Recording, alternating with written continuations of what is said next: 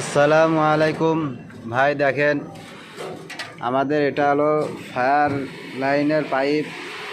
এই পাইপ দেখেন ভাই কত নিখুঁতভাবে ঝালাই দেওয়া হয় ভাই।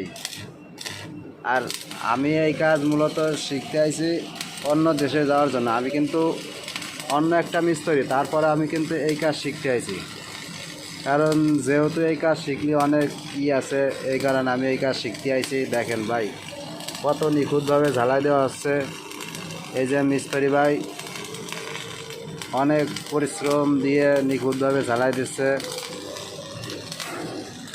এসব হলো সাধারণত বড় বড় বিল্ডিংয়ে পাইপ লাইন দেওয়া, যাতে আগুন ধরলে এসব আগুন লিভাতে পারে। এই কারণে আমরা মূলত এসব ফায়ারের পাইপ লাইনের কাজ করি। এই দেখেন ভাই ওই পাশের লাইন ওই যে উপরে চলে গেছে ভাই, এই যে উনি জ্বালা দিচ্ছে।